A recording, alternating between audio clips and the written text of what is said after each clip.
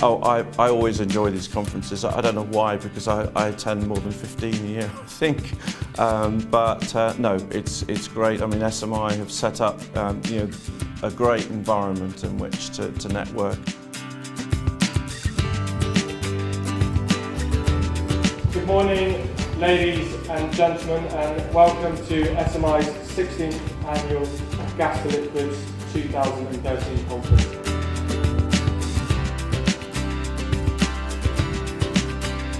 It's obviously of normal topics of interest, capital cost, the ability to raise finance, the drivers, key drivers of GTL, construction philosophies, and last but not least, I guess, product qualities. I always find this conference stimulating. It always throws up something new. It's important that, to get the players here, and it's great to create a forum where people can be asked some very tough questions.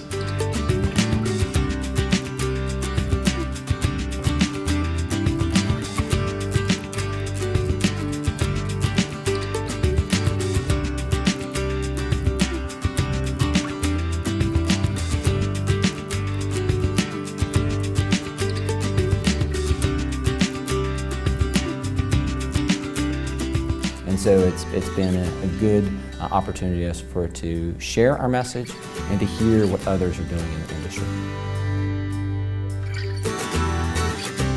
I'd like to say a huge thank you to SMI. Another very successful GTL conference. It's 16 years, so they joined the industry early and they stuck with it. I think it's a valuable platform to hear what's going on, for everybody to network and to tell each other what they can do, what they can bring to the party, and long may it last. And I hope we will all meet again in about 12 months' time to hear of further successes in the industry. Thank you very much indeed.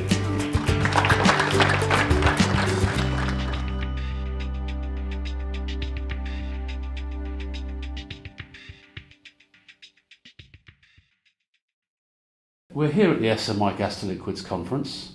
It's been going 16 years, and I guess you've been here quite a few times. For a number of them, before.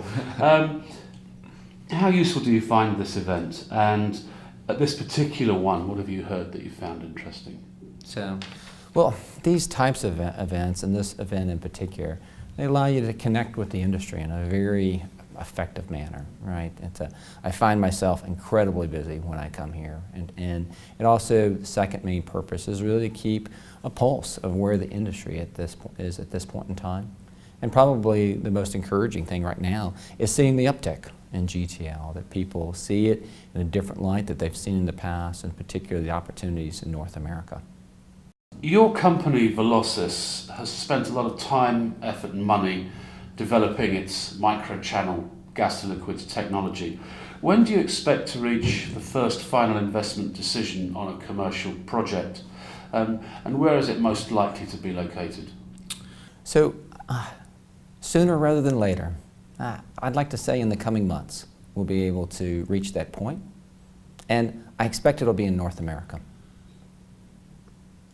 Presumably because of the opportunity that's opened up thanks to this wide differential between oil and gas prices. We're pursuing projects throughout the world, but a significant portion of them are in North America because of the price gap between where natural gas is and is expected to be for quite some time in the future, and where the oil-based products, whether it be diesel, jet, or the specialty products, are priced and will be priced also in the future. Economies of scale are often critical to project economics, especially in energy. Right. How can small-scale technologies, GTL technologies such as yours, compete with the big world-scale projects such as Oryx and Pearl in Qatar? Yeah, actually, so we don't really view those large projects as competitors. I mean, we admire those projects and we wish them luck, and we think they set a great foundation for the overall industry. But our focus is on a very different set of opportunities. There are opportunities where there's smaller supplies of gas available, oftentimes where there's existing infrastructure that we can leverage, and that's how we can meet the sort of project returns that are required for these early stage projects, is by doing things differently than you would for the really world scale projects that Shell and Sasol are promoting. One of the applications you're targeting is something that you call distributed GTL. Can you enlarge on what you mean by that phrase? Yeah, so we're targeting projects nominally between 1 and 15,000 barrels per day. So obviously much smaller than the sort of 100,000 barrel per day world scale projects. And what that allows you to do is to deploy GTL as many refineries or as other facilities in a range of locations. By distributed, it may be next to a refinery. It may be out in the oil field itself. So what we mean is the ability to put the GTL plant where the economics dictate the best possible opportunity. Your company and Compact GTL, one of the competitors in the space that you're in, are seen by many people as the leaders in small-scale GTL. And it's clear that there is a degree of rivalry between the two companies. How do your technologies compare? So, well, I think our technologies, or our companies are both targeting smaller scale facilities. Now our view is, well, so I'm the commercial director, I think we have the best technology. I think the best in terms of not just the absolute performance, but in terms of the partnerships and capabilities we have to deliver the overall GTL project. You wouldn't expect me to say anything else.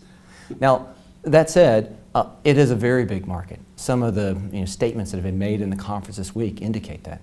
So there's lots of room for lots of players, and so we tend to proceed on our projects and execute effectively. Velocys has been going for a number of years now, putting all this time and work and into the development of the technology, and yet you still don't have big commercial scale projects out there. How have you been financing your activities? So to date, we've had invested into the company around $300 million. That came historically both through Velocys and the Oxford Catalyst Group, the two companies that have been combined and consolidated into Velocys as we speak. Those sources of funding, significant quantities came from industry partners, some from state and federal funding in the U.S., and most recently from the financial markets itself. For example, late last year, we had a fundraising of £30 million, and so that provides us with a really strong balance sheet to continue to execute our plans.